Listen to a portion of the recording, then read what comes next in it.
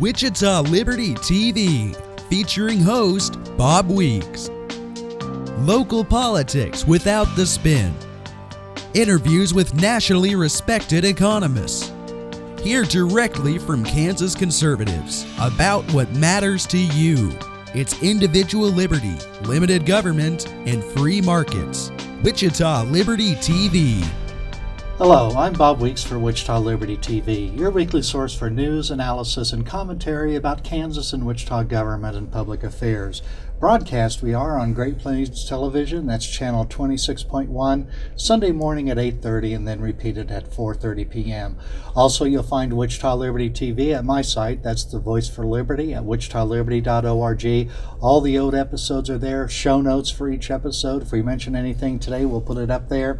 And you'll also find all the other material that I and other authors produce each week. Well, today's guest is James Franko. He's the Vice President and Policy Director at Kansas Policy Institute, responsible for much of the organization's outreach, policy analysis, and communications effort. KPI, as you know, is our state's leading think tank, guided by the constitutional principles of limited government and personal freedom. So, James, welcome back to Wichita Liberty TV. Of course, Karl, Peterjohn, our co-host. So, big news this week, I think, is some progress, one way, good or bad, depending on your perspective, in the Kansas legislature, school finance and also a tax bill. So looking at school finance first, we've needed to write a new school finance formula. Right. Now one has passed both chambers of the legislature, headed to the governor. I think the governor has looked favorably on that. It seems pretty likely he'll sign that. So it's a new school finance formula, but reading the bill and everything, it looks pretty much like the old one. Is that a correct impression? Right. I don't think it would be accurate to say that it's really a new school finance formula so much as they took the old one from 1992, gussied up a few different parts of it, ran it through the wash, and now we're essentially rinsing and repeating the formula that we had up until the block grant formula a couple years ago. It does very, very little to hold schools accountable for actually educating kids, spends significantly more money, doesn't, to our mind, seem to address what the court identified as being an outcomes-based so the funding Supreme formula. Court has said that there are these Rose standards, right, which are about 6 or 7 points that students should be able to satisfy. Right. They're very vague and broad, but right, nonetheless, the court said to the legislature, didn't it, that you need to make sure that your funding is reasonably calculated to satisfy those goals. Right. And I think it's the position of David Dorsey, one of your KPI scholars, that the new bill doesn't really hold schools to that standard. No, it doesn't. Over the course of 2 different Kansas Supreme Court rulings, one, they said focus on outcomes as defined by these Rose standards, and secondly, just earlier this year, they said you need to focus on the achievement gap. So these are the differences between typically low-income children and how their higher-income peers are performing. Mm-hmm. And the sad reality is that depending on which metric you want to use, low-income kids are 2 or 3 grade levels behind their higher-income peers. And nothing in this bill really does anything to focus on those kids. So we can talk about money and we can talk about audits and all this other type of stuff. But the reality is, unless we're focusing on helping those individual children, especially the low-income kids who are the ones who are falling further and further behind, the rest of it is just, like we said, kind of rinsing and repeating what the old funding formula did. And I think KPI has been involved, as have some others, in some efforts that really do have promise for low-income children, and that is various types of school choice programs, right, which survived in this bill, but there was touch and go for a while as to whether the tax credit scholarship would survive, wasn't it? It was. It very much was. I mean, there were independent bills introduced throughout the legislative session, and then not insignificant floor fight when the House was considering the school funding formula to outlaw, or rather eliminate, the entire program. And this is whereby corporations can donate to nonprofits, get a tax credit, but then the most important part is that then that nonprofit turns around and gives a scholarship to a kid who would otherwise attend a low-performing public school and is amongst the lowest income Kansans.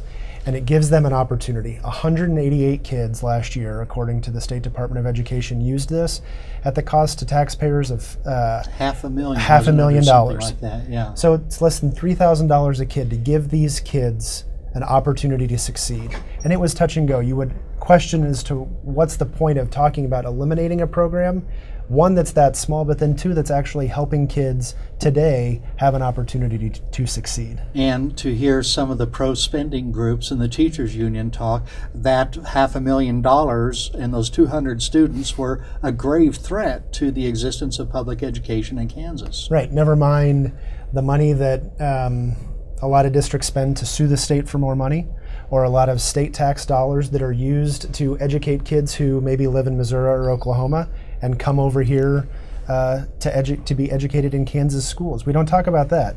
All we want to talk about is the one opportunity that exists in choice, and do nearly everything within the power of those very groups to eliminate it. Well, James, hold on to that thought for a moment. I know Karl's got a question about this here, so we'll take a moment off and be back in just a minute on more Wichita Liberty TV.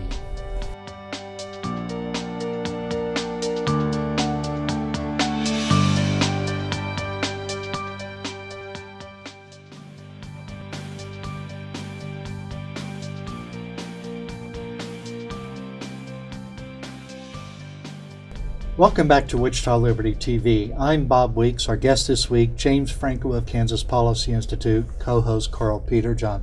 Karl, I think you had a question about the Supreme Court and the school funding bill. Well, the question is, some people have said we have a sort of Damocles over the legislature from the Kansas Supreme Court. I'd view it as more of a sort of Damocles over the Kansas taxpayer. But what's the chances that the Kansas Supreme Court is going to end up basically saying, legislature, we don't think this is enough? They've done that in the past. They have. I think the chances are slim, honestly. I don't think the court, taxpayers, kids, the legislature, anybody benefits from schools being closed, and that's kind of the sharp edge of that sort of Damocles, is that if the court says, this doesn't satisfy us, we're going to close schools. And imagine what that would do to the state if all of a sudden this coming August, kids don't get to go to school, parents are staying home from work and whatnot. So they hold that threat out there, but I don't believe that anybody would benefit from that, especially when the differences of what we're talking about amount to something like the Princess and the Pea, right? They may want a little bit more money or a little less or what have you, but are we really going to close schools and prevent every kid in the state from having access to an education over what amounts to a few $1 million? I certainly hope not. But we've got a situation where in the past, the school districts that are suing the state over school funding have said that the school finance structure that was created in 1992 is unconstitutional. Mm-hmm. And they did it in 92. They've done it more recently with the Montoy decisions and now Gammon. And the court's been very receptive to it. So doesn't this continue the significant amount of risk and uncertainty? Oh, certainly it does. But I don't think that isn't a good thing from the perspective of certain people, certain special interests in the state. We're going to be doing this dance when it comes to school finance for as far as the eye can see. Because if you'll recall, the start of the Gannon decision had nothing to do with tax cuts. It had nothing to do with anything else. That lawsuit was filed on the day Governor Brownback was elected in 2010. So more money coming in out of Montoy, we're going to ratchet it up, and then inevitably there's going to be an economic contraction, and we'll have to address state spending, and that includes on school finance. Then they file a suit from the end of the Sebelius administration, and they say we're not getting enough money. We write a new formula, we're going to spend more money on it, and then that money will go up, and then we'll have another economic contraction having nothing to do with anybody, and then we'll just start this whole thing over again. This is what we've been doing since the 1990s, and we'll be doing it as long as any of us are here. The Kansas Supreme Court has used these, you mentioned the Rose standards, right, out of Kentucky. Now the Kentucky Constitution and Kentucky law is different than Kansas. That's really not much of a model when there are in my view, states like Arizona that have been very progressive in terms of improving educational outcomes and giving parents, students, and actually classroom teachers more authority in the educational process. Right, I may be careful with using the term progressive, but at least liberating in how they view education, right? Arizona has a lot of charter schools. Charter schools, education savings accounts, tax credit scholarships, vouchers of different sorts, all of which equate to more opportunity for individuals. So that one, if somebody isn't being served in a public school, they have the opportunity to do something a little bit different. And states like Arizona or Florida or Indiana have pushed the envelope on these things, returning educational freedom to parents, to families, and to principals and to teachers. And that's the Goldwater Institute. That's your kind of your corresponding think tank, conservative think tank in Arizona. Right. And Clint Bullock, who's an attorney, has really been at the forefront of a lot of legal action protecting school choice. Right. And it's not that there's any one silver bullet. We didn't get into this problem overnight. We're not going to get into it overnight. The problem being these achievement gaps. But every little bit helps in focusing on individual kids and giving them the opportunities that they need in order to succeed. And we've talked about how few students, less than 200 students, participated in the tax credit scholarship program. $500,000 approximately is the foregone revenue to the existing public school systems. But yet it's people just won't let go of that. And really some of the most anti-school choice people are the wealthy school districts in Johnson County, Blue Valley, Olathe, Shawnee Mission, districts like that, where have very few minority students, unlike a lot of districts like Kansas City, Topeka, and Wichita. Right, and the punchline is the wealthy already have school choice. They can choose to go live in Johnson County, or they can choose to go live in Goddard, or Andover, or Mays. You don't even have to live in those towns. You just have to live in the outskirts, the edges of Wichita, of the catchment district that are in those school districts. But you don't actually have to live in Kansas. Until recently, we've been allowing students from out of state to come into Kansas and funding their education. Right. I mean, I think there are like between 600 and 700. I believe so.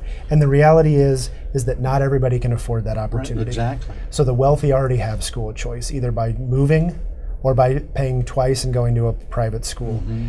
But you walk not very far from where we're shooting, and those kids don't have that opportunity. And of course, we have thriving parochial schools, right. But again, not everybody is, I don't want to say welcome there. That's not for everybody either. If you're Protestant, you may not feel comfortable going to a Catholic school. You may not, but there's a variety of different types of private schools, and it's not just these college prep institutions. A friend of ours is Pastor Wade Moore here in North Wichita, who founded a school, Urban Preparatory Academy, specifically targeted at low-income kids in his neighborhood. And this is where we have to trust individuals like him and others to step up and fill that need. Exactly. Well, let's take another moment off at Wichita Liberty TV. When we come back, we're going to turn our attention to a tax bill that is now law in the state of Kansas.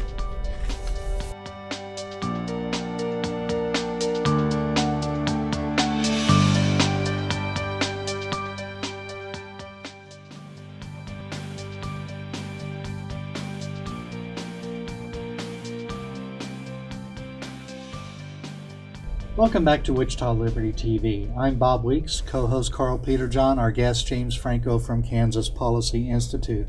So the other big news out of Topeka, progress one way or the other, is that there is a tax bill that was passed by both the House and the Senate. The governor exercised his veto pen. The Senate was able to override by one vote. The House, I think, had the 3 or 4 or 5 vote margin to override that. But what's this new bill going to do as far as changes that the average people will see? The biggest thing that it's going to do to the average Kansan is it's going to go back retroactive to January 1st of this year. So not only are your taxes going to decrease, or excuse me, are your taxes going to increase, your take-home pay decrease for the remainder of the year, your employer is going to have to go back and withhold more money for the taxes that the state didn't let you keep. Is it legal to do that, James? Do you know? Presumably. I haven't really heard anybody raise the issue in the legislature as to whether or not that is or is not legal, and I would certainly hope that we wouldn't be sparking a lawsuit in how they structured this. So you're either going to have even more money taken away from your paycheck every month, or you're going to potentially owe an awfully big check to the state next April. This is an opportunity for litigation because the Kansas Supreme Court has ruled, in terms of the legislature back in '92, set a series of mill levies and increased them over time, over a number of years, and that got litigated in front of the Kansas Supreme Court back in the 1990s, and basically the court at that time ruled that one legislature couldn't tie the hands of future legislatures. So, so that they obviously they can do it for this year and next year, but if there's anything beyond 2018, I think there's an interesting legal situation. But let me ask you, the bigger situation is we're taking the income tax rates back to pretty close to where they were before the 2012 tax reduction. And Kansas had a reputation of being a high tax point on the prairie. Rich States, Poor States, looking at all 50 states, a wonderful publication that comes out from American Legislative Exchange Council, has been ranking Kansas. Our ranking has degraded over time. This is going to be a big degradation. Are we going to become the high tax point on the prairie again? We very well may be, especially when you just look right across the state line in Missouri, where we've actually been seeing some early signs that these small business tax cuts of 2012 were succeeding in driving growth on the Kansas side of that metro area. A new governor in Missouri who's openly talking about income tax cuts. So at the same time that Kansas is turning the ratchets a little bit tighter on individual Kansans and on small businesses, our closest neighbor with whom we share a major metropolitan area is talking about tax cuts. So earlier you mentioned people's paychecks, so that refers to the individual income tax rates, which have largely gone up.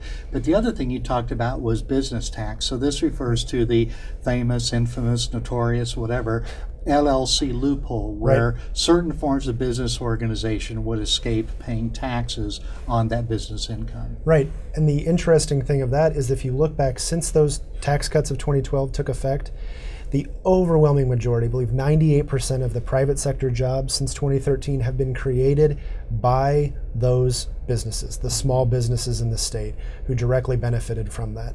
And we give a variety of different incentives to big businesses, to C Corps in this state, that you talk about all the time in the way of economic development incentives at the state or local level.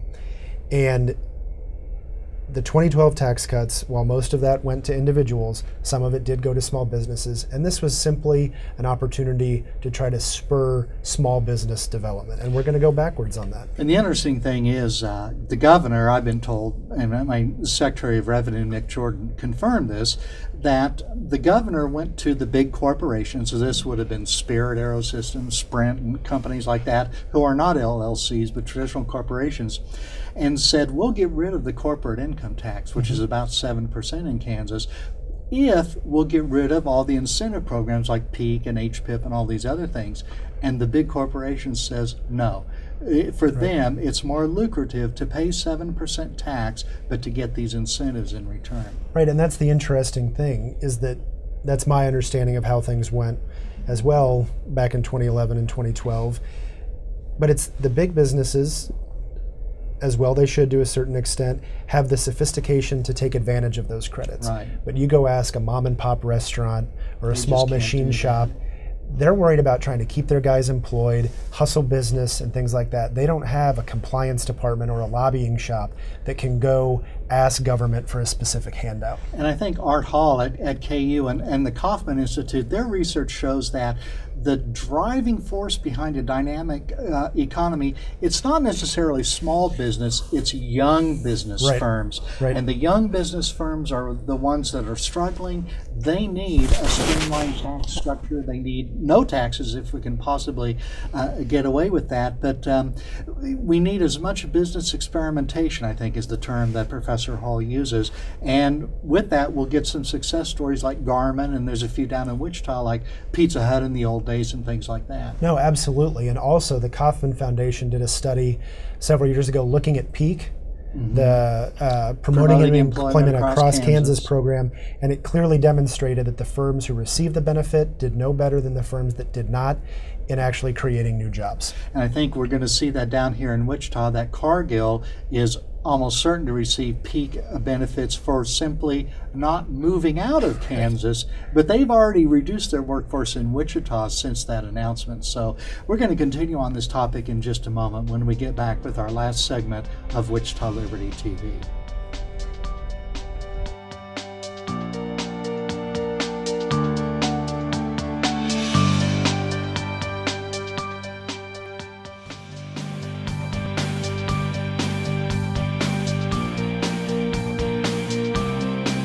Welcome back to Wichita Liberty TV. I'm again Bob Weeks, Karl, Peterjohn, our guest James Franko of Kansas Policy Institute. You know, one of the things that KPI does is to continue a tradition that, at least in Kansas, Karl, you started in your days at Kansas Taxpayers Network with a voting index. I did it for a few years, and now KPI has carried on that tradition, calling it the Freedom Index. So this is an index of votes that you believe draw a distinction between those who are in favor of economic freedom and personal liberty and those who are opposed to it. Is this tax bill going to be in that index? Certainly it will. We track both economic freedom as well as educational freedom, or a student-focused education. Mm-hmm. The idea being, through nonpartisan research, not trying to help anybody get elected or unelected, is that providing information to Kansans of all stripes, of all walks of life, of all political parties, helps them make better decisions and have a better understanding of what's going on in Topeka. And unfortunately, our kind of federal model has been flipped on its head. You can read as much as you want to read about what's going on in DC, but rarely do you find good, solid analysis, present company excluded, of course, of what's going on in Topeka.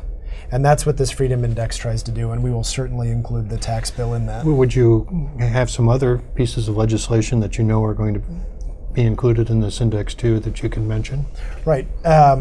We talked about the tax credit scholarship program earlier, so not only the final disposition of the school finance bill will be included, amendments to try to take away that opportunity to limit educational freedom, those will also be included, as well as relatively small things on if there's fees increases, if we give new power to a regulatory body to have more say in how things run. I remember a few years ago when I was involved with KPI doing it, there was this board of barbering bill that the governor vetoed, to his credit, but that was something in there. And of course, those are weighted to be of less importance than a thing like the tax bill. Or a couple but years. Nonetheless, it just shows the attitude of some of the legislators. Right, or a couple years ago when we tried to mess around with the ability of groups like Uber or Lyft to participate in the state, right?